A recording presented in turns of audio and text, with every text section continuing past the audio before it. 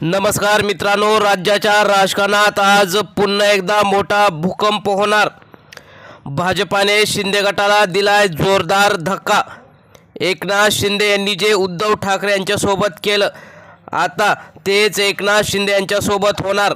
त्यांचा सर्वात महत्त्वाचा नेता अखेर भाजपाच्या गळाला लागला। 25 आमदार फुटण्याची भीती। नेमकं काय झालंय? एकनाथ शिंदे उपमुख्यमंत्री पदावरून हद्दपार होणार।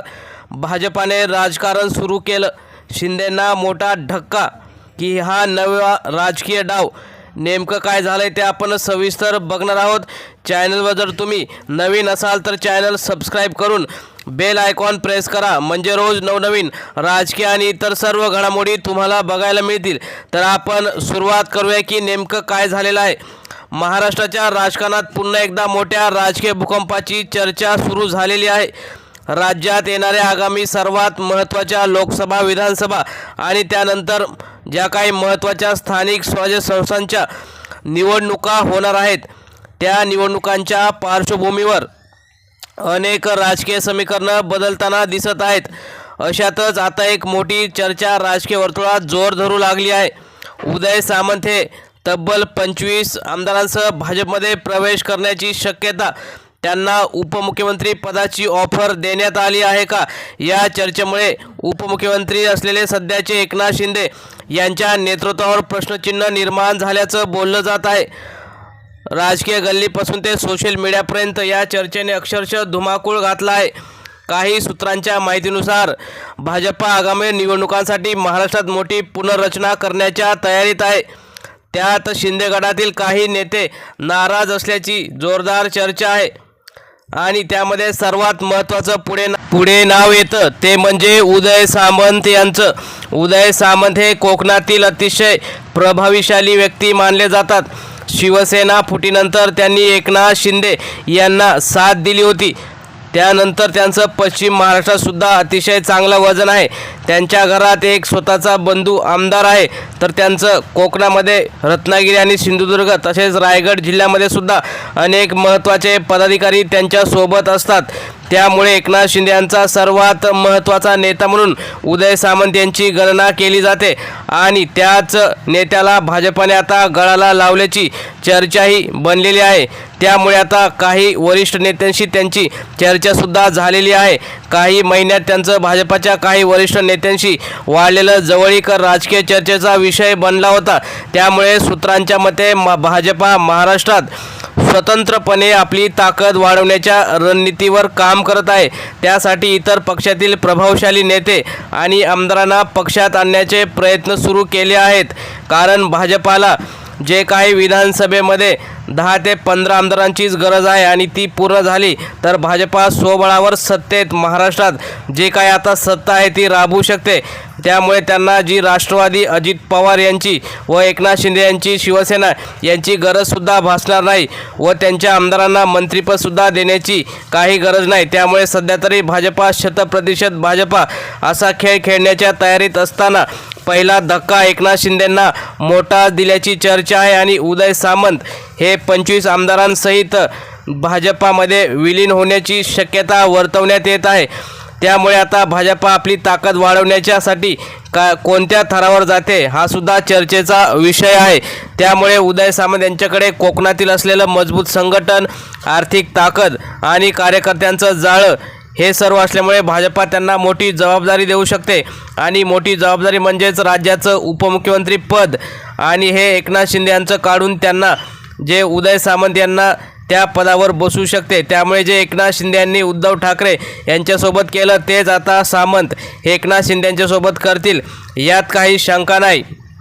दरम्यान काही नेत्यांनी या चर्चांना फक्त अफवा म्हटल्याचं सुद्धा दिसत आहे। शिंदे गटातील अनेक आमदारांनी आम्ही शिंदे यांच्यासोबत ठाम असल्याचं सांगितलं आहे, मात्र राजकारणात कधी काय होईल सांगता येत नाही अशी प्रतिक्रिया काही ज्येष्ठ नेत्यांनी दिलेली आहे।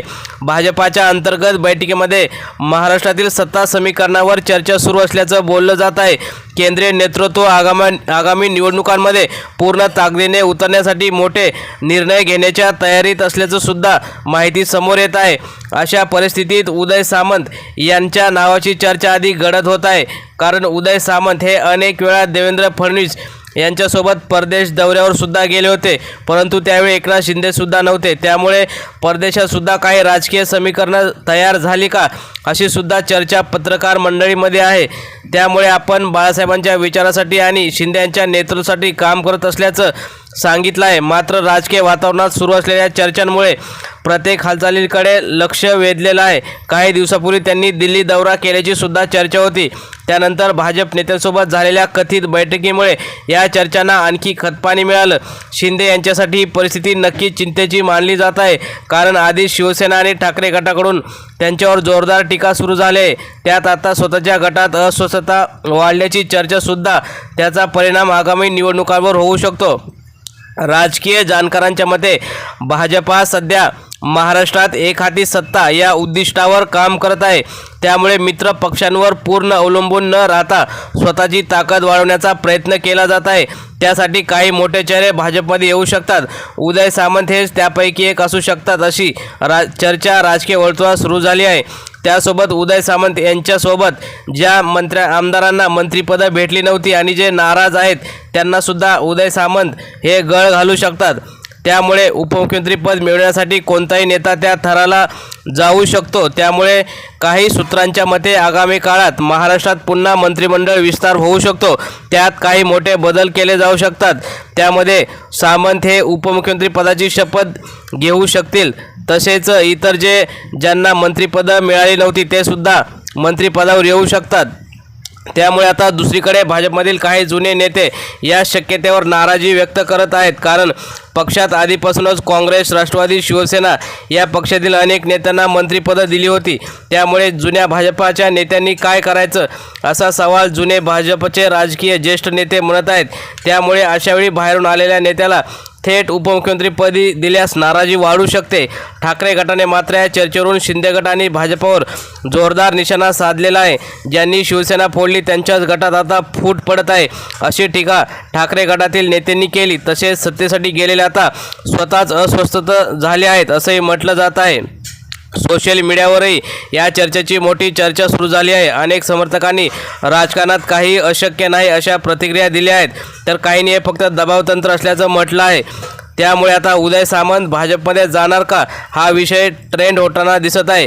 कोकणातील राजकारणावर याचा मोठा परिणाम होऊ शकतो. उदय सामंत यांचा कोकणात मजबूत प्रभाव मानला जातो. जर त्यांनी मोठा निर्णय घेतला तर अनेक स्थानिक नेते आणि कार्यकर्तेही त्यांच्यासोबत जाऊ शकतात. त्यामुळे कोकणातील राजकीय समीकरणं पूर्णपणे बदलू शकतात.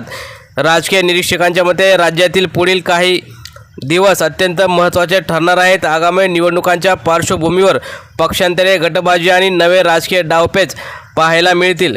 मित्रांनो, तुम्हाला काय वाटतं? उदय सामंत यांना भाजपाने गळ घातल्या ही शिंदेंना मोठा धक्का आहे का?